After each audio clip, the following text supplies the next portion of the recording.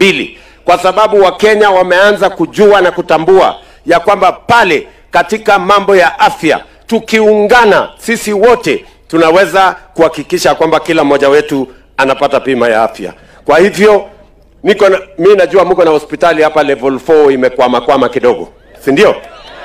Na mimi hospitali tunelengo le basi koko mwai wa viongozi juu, na mimi nitashughulika na hiyo hospitali yenu, nihakikishe nimekubaliana na Ndutu vile tutaweka equipment.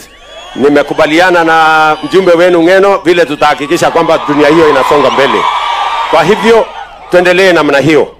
Mwisho kabisa, mimi nataka niwaeleze ndugu zangu watu wa hapa Emurua Dikirr na watu wa Narok ya kwamba sisi, hasa mimi kama kiongozi wa taifa hii, nimeamua ya kwamba hatutaki tena siasa ya ukabila na chuki na migawanyiko. Ndio sababu hiyo nikaunda serikali ya broad based, kuleta wale tuliopiga kura na wao na hata wale hatukupiga kura na wao tuungane, kwa sababu umoja ni nguvu. Tunataka tuunganishe watu wote wa Kenya, ndio tuhakikishe ya kwamba tunaangalia na kuzingatia mambo ya maendeleo ya taifa hii. Kwa pamoja tupange miradi ya maendeleo. Kwa pamoja tuhakikisha kwamba tunajenga barabara, tunaunganisha stima, tunajenga mashule, tunasomesha watoto wetu, tunapanga mambo ya afya na tunapanga mambo ya ajira ya vijana wetu wa Kenya, kwa sababu kwa kufanya hivyo tutabadilisha Kenya hii. Na mimi nawauliza wale wengine, bado mambo ya siasa haijafika wakati yake. Saa hizi ni wakati wa kufanyia kazi wananchi wa Kenya. Kuna siku tutakuja kuongea mambo ya viongozi. Hatuwezi kuongea mambo ya viongozi kuanza Januari mpaka Disemba, uchaguzi moja hadi mwingine. Hapa katikati ni kufanya kazi ya wananchi. Na kama kuna watu hawaoni vile tunafanya, pia watuambie sera yao ni gani kwa barabara, kwa elimu, kwa kuunganisha stima, kwa matibabu. What is their alternative plan? Because we are implementing a plan that unites all the people of Kenya. Wao hawataki broad based, wanataka ya kugawanyisha Kenya. Wanataka wakawanye Kenya, ndio Kenya iende wapi?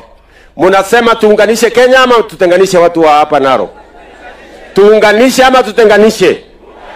Tuunganishe Kenya, ndio tujenge barabara pamoja, na tuunganishe wa Kenya wote na stima, na tuunganishe wa Kenya wote pamoja na vijana kwa ajira, na tuhakikishe ya kwamba matibabu imepatikana. Hebu ni wale wanasema tuunganishe Kenya, watu wa Emurua Dikirr.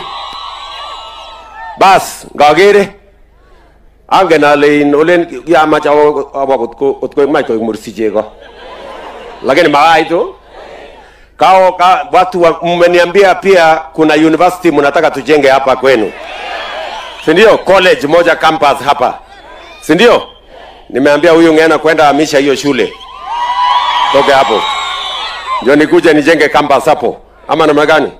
Na ngoma kutayano bas kama Ngena mwenyewe kule ya mission school bi mande school 2 months aitu nyate kwa gini nini nyo anan mejara kata somo ayenge bas. So tuhakikishe namna hiyo ndio tupeleke Kenya hii songe mbele. Kwa hivyo mimi nataka niwaambie mambo nimekuja hapa vile ni mambo ya title deeds. Mimi najua kumekuwa na shamba hapa inaitwa Olongolin. Jana nilipatiana title deeds kwa sababu iko katika mpaka ya watu wa Kilgoris. Leo nimekuja hapa kupatiana title deeds ya watu wa sehemu hii. Tumekuwa na matatizo ya mashamba hapa Narok, lakini mimi nataka niwahakikishie hiyo matatizo yote tutatatua. Hata ile ya Angata ilikuwa na kisirani juzi. Nimeita wazee wa Kalenjin, nimeita wazee wa Masai, tumekubaliana vile kazi hiyo tutatatua, na tunataka amani kuwe pale na kila mtu apate haki yake.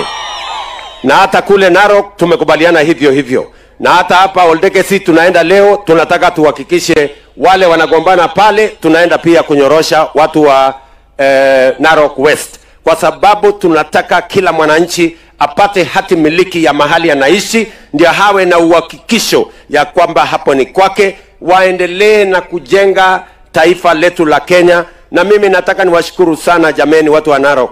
Nyinyi ni watu wangwana na watu wazuri, mnanisaidia kulisha taifa letu la Kenya. Nyinyi ni wakulima wa maana sana.